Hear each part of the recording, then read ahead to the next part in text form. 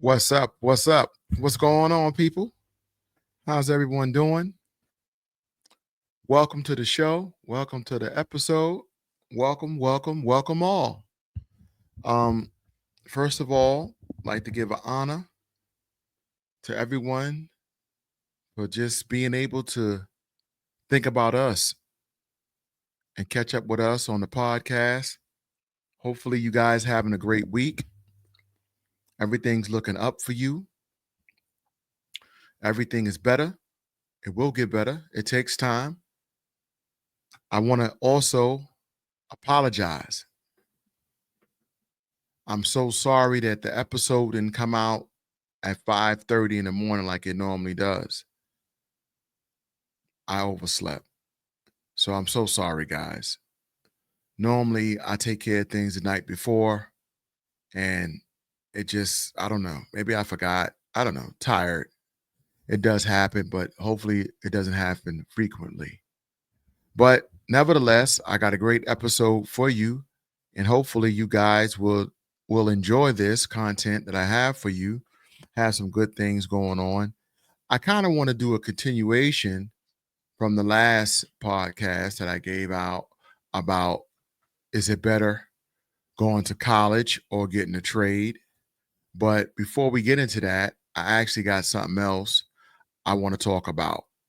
So I might bump that to the next episode because this is way, way, way more important, because life choices and people taking your life is two different stories. So before we get into it, we want to thank the Most High for giving us wisdom and knowledge to see what we need to see, to understand what we need to understand. Give us the strength. Okay. So, guys, what I got for you now is great. I want you guys to enjoy it. It's sad news, but it's just great that we able to see things differently sometime and get a better perspective of the whole thing. All right. So here we go. I want y'all to hear this. It's good. Breaking news on that investigation and the ambush of several firefighters in Idaho. The Associated Press is now identifying the suspect as Wes Raleigh. News Nation is working to independently confirm that. He was found dead after killing two firefighters and shot another one who is now fighting for his life. The shooter essentially lured in these firefighters by starting a fire. So this is very clever that he did this. Idaho native, young man. I don't know his age yet, but we will find out. He lured some firefighters out to take care of a fire and then started picking them off like duck hunt. For all the people that know Nintendo, the ducks just fly by and you just shoot the ducks out the sky. The fire department hops out off the trucks, adrenaline rolling. They in a hurry. They want to do the great job and do the best thing. They might have to save a life. It's unexpected. They don't know what to expect when they go out here, but they're going out here to do a job, and they end up taking a bullet. Come on, enforcement, right now there's an active shooter zone. They're shot. BC3's down, BC1's down. Everybody shot up here. We saw that there was a male, appeared to be deceased, with a weapon nearby. So we have currently one dead shooter. Based on the preliminary investigation that was being conducted, but based on the preliminary information, we believe that is the only shooter that was on that mountain at that time. So there is no threat to the community at this time. So I want you guys to understand they're not saying everything because it's still not clear. Remember, there was a fire. So since there was a fire there in Idaho in the woods where they were, and this was an ambush, you can't really see or understand what's going on because, it's smoke and everything and the fire's there. So they have to wait till things go down to look to see if there were other guns placed, other areas in the woods where he might have strategically went from one spot to another, picking off the firemen that went to respond. Now, it's a little strange too, because deeper into the story, you'll find out that he wanted to be a firefighter. He has a love for that. He's been in Idaho since 2024. He had some run-ins with the law, but nothing serious. And he's a nice guy. They all know him. So this came out of nowhere that he wanted to be assassin and do this to people in the neighborhood. But the main ingredient, or if you want to say the caveat to the story, is he wanted to become a firefighter. And that's why he drew the fire department out to the woods and started laying them down the way he did. Here we go.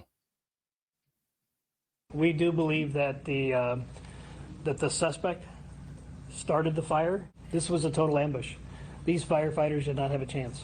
We did lose a Coeur d'Alene firefighter, and we did lose a firefighter from the Kootenai County Fire and Rescue. News Nation's Nancy Liu on the ground there in Idaho with the very latest on this investigation. Nancy.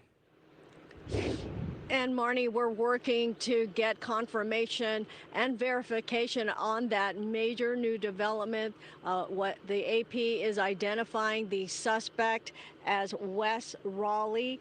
AP speaking to an official anonymously because they were not authorized to talk about the investigation.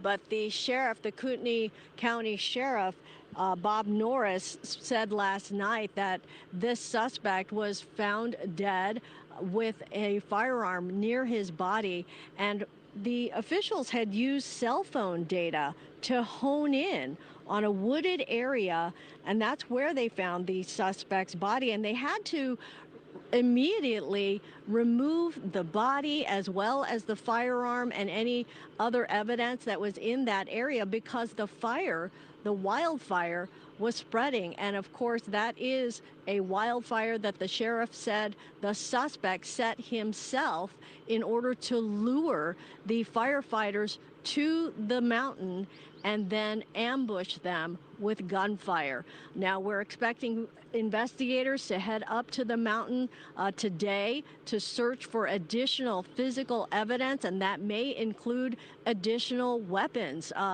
The law enforcement suspect there may be other weapons. Was this guy running around the mountain using different weapons, making it seem like there was more than one shooter? So as I pause the video, I want you to look back and understand that these firefighters were going there to put out a fire to help. They had no clue they were going to be shot at. Two of them have passed, and one is hanging on by a thread. And normally, when things like this happen, the shooter takes their life, Allah Akbar, or they do things like they just blow themselves up. Sometimes they take the gun, they shoot themselves. They're never around to tell their story. And my personal opinion, that's like the cowardly way to go out. If you're man enough or woman enough to do this, won't you talk about it afterwards? Because either way, your life is finished. When they catch you, your life is finished. So why you can't talk about it and try to help educate somebody else on maybe where you went wrong? That's a selfish act. A selfish way to look at things is just to take it out on yourself and say, yeah, I did this, and now I'm not going to be around to talk to you, or anybody about it because I checked out on my time. You could have still checked out. Give us your story. Give us something about what you feel and why you did what you did. Then go hang yourself in your cell or whatever, or go play like you did. Go shoot yourself later. Give us a video, something. The firefighter families have no closure. They have no understanding of why their parent, their father is not coming back home. And the bad part about it is they were shot. They were shot. It's like you go as a nurse, you go to the hospital to give aid to help, and they shooting at you at the hospital. Like, who does that? Why this kid couldn't go to school and pick up a book? Why he couldn't drive a truck that morning? Why did he and his family expose him to guns where he became so accurate? He was accurate with the guns where he's shooting people, picking them off, like standing still targets, just knocking them down. Tell me, what is it that a person don't have nothing else to do? He woke up on, I believe this happened Monday, and said, I'm going to set a fire. I'm going to lure firefighters out. And then when they go over here, I'm going to start shooting them when they go and respond and try to give aid. That's crazy. But that's the world we live in today. That's the world we live in. These firefighters not coming back home. The 2 men that passed, the kids will never be the same. For somebody doing a cowardly act the way he did. I mean, why? There's no reason for it. No reason for it whatsoever.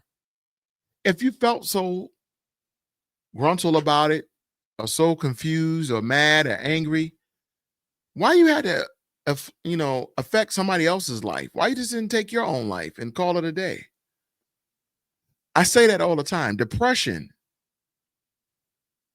evil thoughts, having a bad day, not having a job, no love, maybe not having somebody to talk to, maybe when you feel all alone, closed in, this can cause you to go through this type of theory of thought, to execute like this.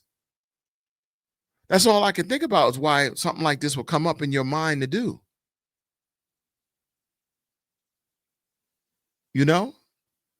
I just don't understand. Please leave your comments, your questions, leave it all in the comment section.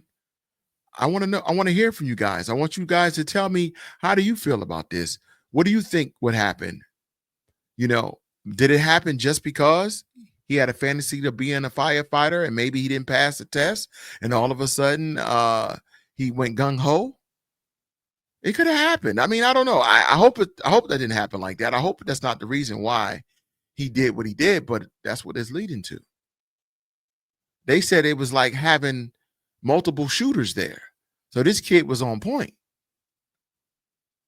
He was on point. Was he shooting them from a faraway distance that he had enough time to run from spot to spot to spot?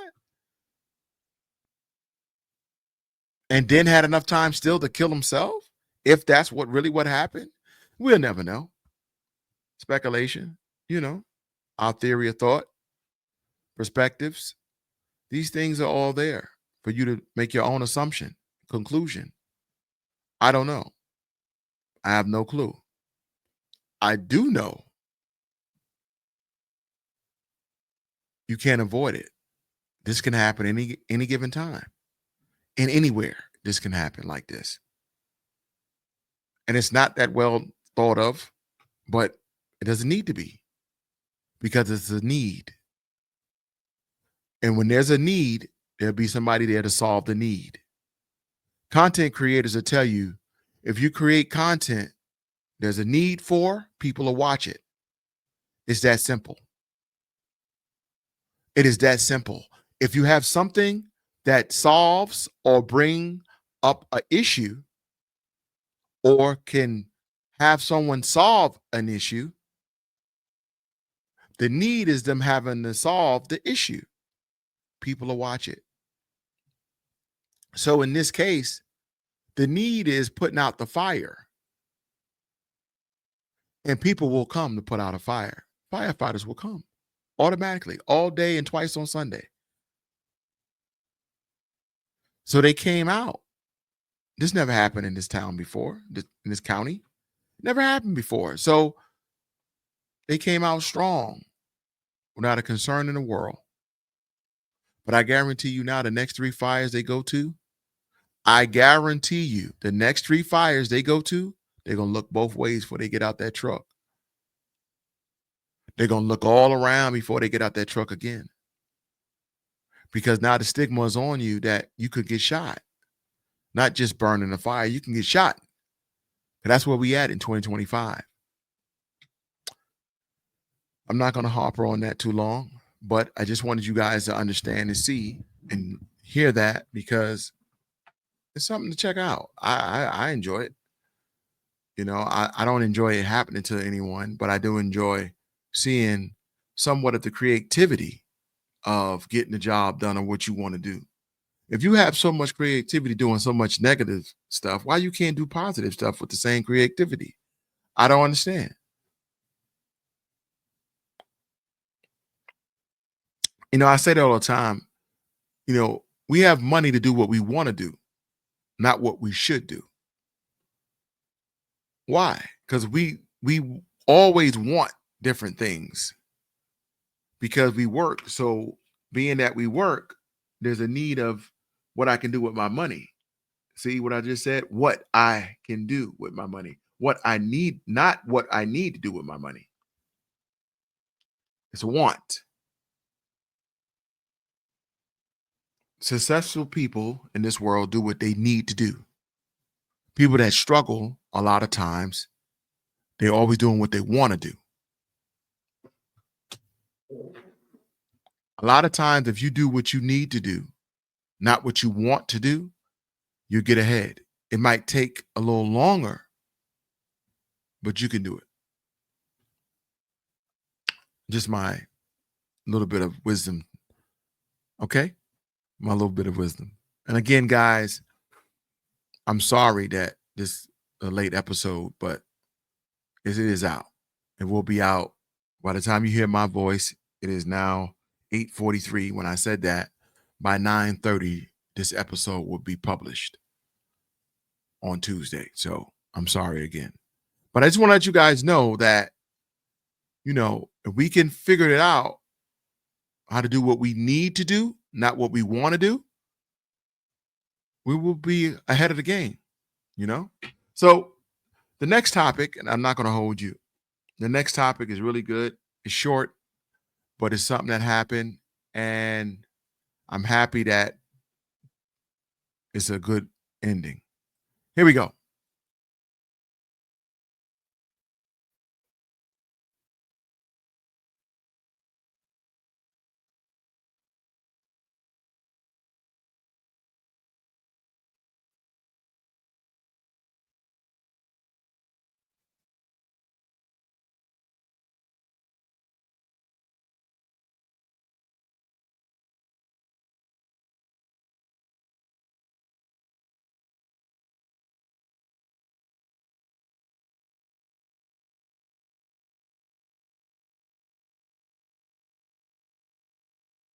So hold up, guys, just so you know what really took place, you know.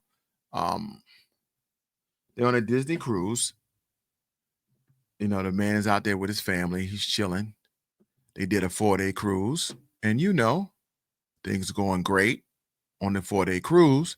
However, his daughter, you know, things happen.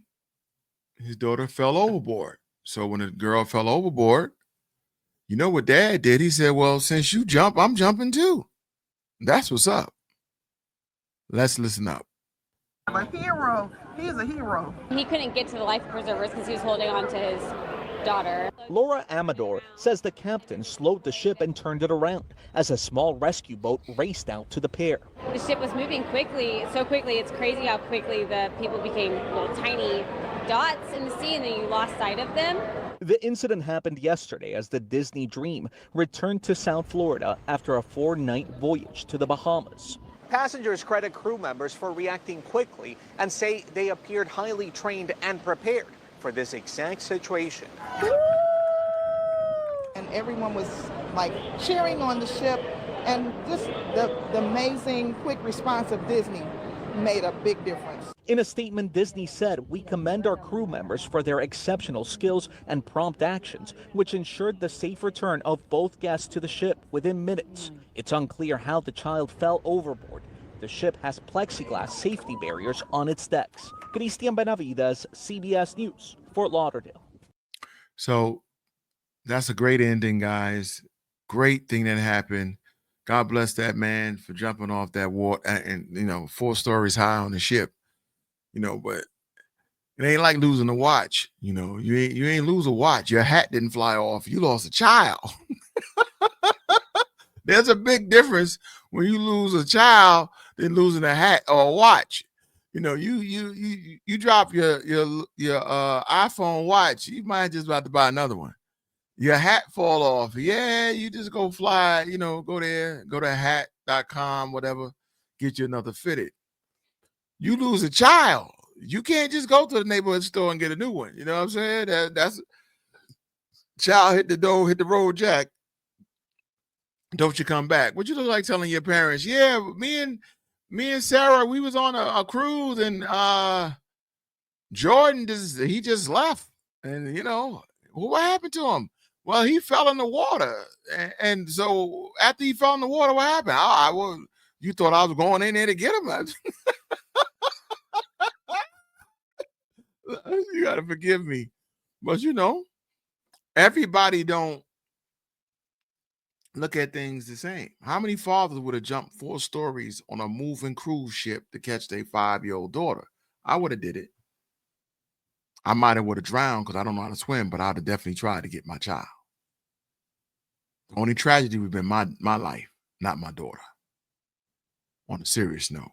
But in all reality, that man, I tip my hat to that man. Because as a father, you're not even trained to think fast as a boy. You just think, right? And now you have kids, you learn to think faster than them, and you adapt quicker than them. But that's not a training. That just happens because you're always thinking about their well-being. So it happens, right? So over time, you pick up that act to know how to do it. But it's just you being dad. There's no, like I say this all the time, guys, there's no manual to that. You're just dad, and sometimes we don't get it correct. We make mistakes. Everybody makes mistakes. No one's perfect. So, things could have went left. It might go left. But because it went left with your family member or your sibling, either which one, same thing, right? Do we just cut them off all the time? Now, I shouldn't talk because I'm very much that person that if something goes left, I take a minute to look and evaluate what happened. And how did we get to this conclusion? What did I do wrong? Maybe I didn't do anything wrong. What did they do wrong? Should I go back into the same area with that person right away? Sometimes space and time heals everything. You be the judge. You decide. In this case, it's a happy ending. I'm so happy that the father was able to jump in the water and get his child. 4 stories on a moving ship. That fall had to be frightening as hell. Let's be real. Whew! No life vest. He just jumped. Ahoy, right over. The propellers of the motor could have dragged them underneath and cut him up. He didn't care. He's going to get his child. And he did it. Great success story. I'm your host. I'm the guy, Jermaine McCrimmon from Humanity Unplugged podcast. I thank you guys for accepting me in your family. Every week, you guys tune in and share, and I thank you guys. We're growing, steady but slowly but steady. It's happening. We thank you guys. God bless. Have a great day, and I'll see you on Thursday. Peace.